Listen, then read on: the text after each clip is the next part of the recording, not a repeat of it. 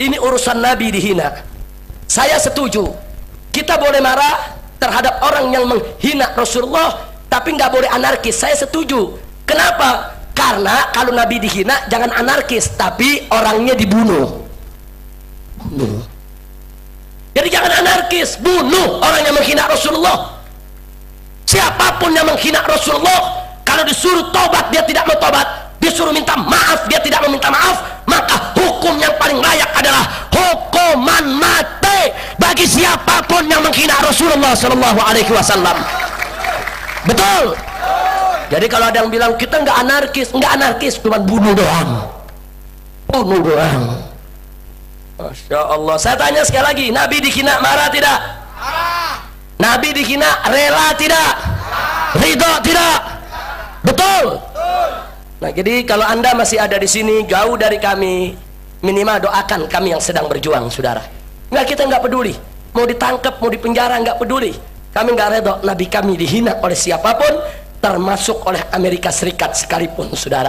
Jangan Amerika Serikat merasa negara besar, tentaranya kuat, senjatanya kuat, terus dipikir umat Islam takut untuk menghadapi dia. Tidak. Tapi saya ingin sampaikan kepada umat Islam yang ada di sini, yang saya takut hanya satu, Pak.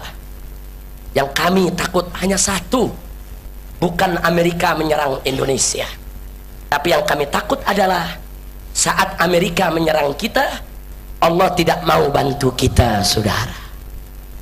Itu yang kita takut.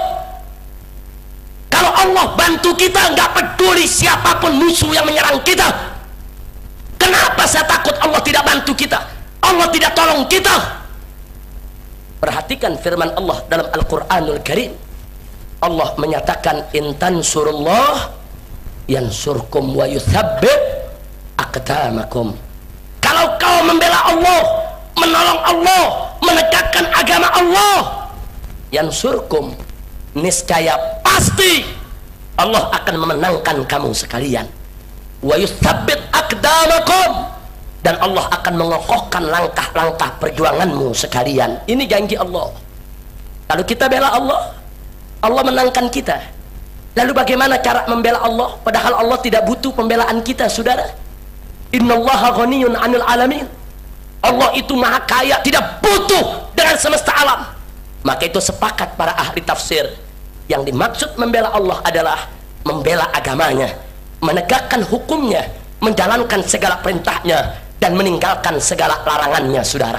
Jadi Allah janji, kalau kita jalankan hukum Allah, kalau kita tegakkan hukum Allah, Allah akan bela kita, saudara. Nah, sekarang mari kita lihat di Indonesia ini, inna lillahi wa inna ilaihi raji'un. Syariat Islam ditolak, hukum Belanda dipakai, syariat Islam ditolak, hukum kafir di KUHP itu Belanda punya, kafir. Saya mau tanya, Belanda jajah kita 350 tahun, kita merdeka sudah 50 tahun lebih. Nah sekarang berarti hukum Belanda itu sudah berlaku lebih dari 400 tahun. Pertanyaan saya, kalau hukum Belanda orang kafir boleh berlaku di Indonesia 400 tahun, maka hukum